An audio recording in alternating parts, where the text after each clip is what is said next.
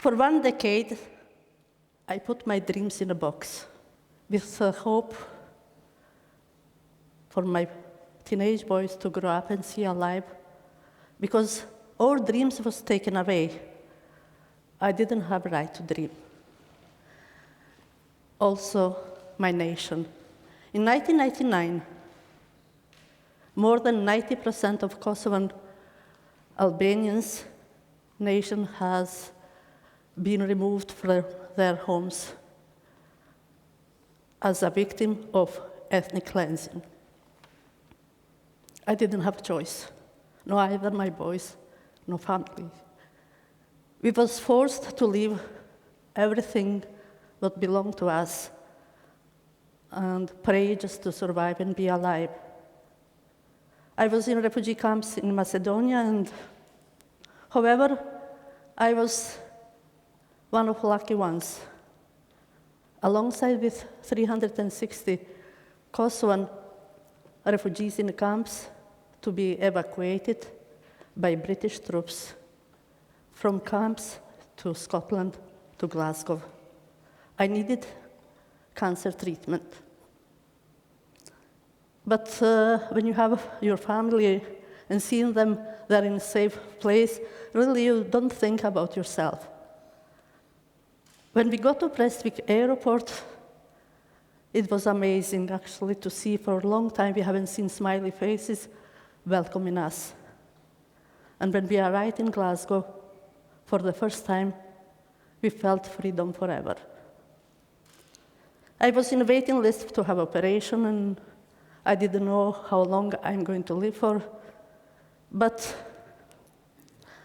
I had inside call from bottom of my heart to open my dream box. And immediately I wanted to do changes actually in my children's life and other Kosovan children who suffered and experienced horror of the war. This was our second chance to be alive, and especially for our boys to have their childhood back, to have joy and what every child should deserve. I immediately set it up activities for youth and also established Mother Teresa Women's Group. And here I am today, after 15 years, sharing the richness and dreams of new communities who, for different reasons, had to flee their countries.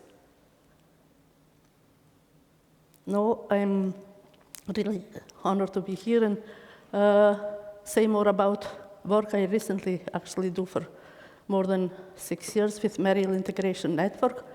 It's a charity organization established in 2001.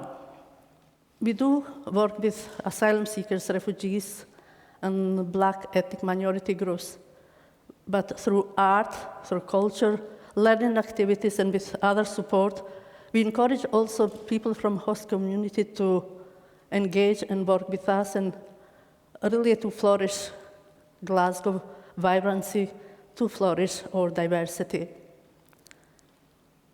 In order to really meet needs of our service users, we actually established a large number of different activities, projects, and I have to say, one of projects that is very close to my heart is costume making project. This I started in the beginning with Mother Teresa Women's Group.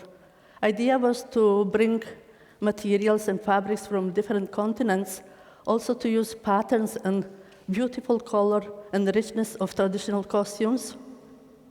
These costumes have been displayed around the Glasgow in all museums, I have to say, but also we present them with fashion show. Members of fashion show are all members who made and designed their costumes, but also are professional models and also our volunteers. And it's really the beauty of the colors, dance performances with these costumes from all parts of the world make to remind us we are all made from and cut from same cloth. Another way of exploring cultural identity is also our theater drama production, what brings together and incorporates other project work with creative writing group, with music playing classes with children under 5, and also dance classes for the adults. Members of the dance group are also professional dancers, but people who never tried and danced and performed before. Since 2005, we had produced every year productions and taken them to the big festivals and other events and venues across the Glasgow, but also Scottish-wide as well. Body language, contemporary dance, poems, and live music make our production. And this is, in a way, our members sharing the stories, sharing the truth with audience, and trying to make links, and in a spontaneous way through art, actually, to make people to understand why we are here, why we had to flee our countries and to seek for a new place, for new dreams. Eve was only 4-year-old when she joined our production. Her parents are from different backgrounds, and they lived separately. Through our project, we nurtured Eve to dance, to play violin, also to perform. For 7 years, she was coming on a weekly basis to our rehearsals. And I have to say, she now is flourishing. And just recently, she had her debut role in one of contemporary dance film production by Maryland Valley. Both her parents actually built their relation coming to see Eve's performances. And they're very proud of Eve's achievements. Even though she is playing for string orchestra of city halls, also she became member of the professional youth dance company. I have to say also, I'm very proud of Kosovan youth who done very well. They completed their education, and some of them done their masters and PhDs, and they're now giving back something to Glasgow. And this is actually, they're doing different jobs as architects, interior designers. Also, we have pharmacists and nurses in hospitals, some of them having their own companies as well. And this just brings issue, actually, I want to bring up here, not having right to work. People who are in asylum process, they don't have a right to work until they get their permission to stay.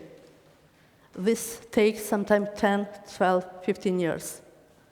Now, having the right to work actually kills you slowly because you can't practice your knowledge and skills.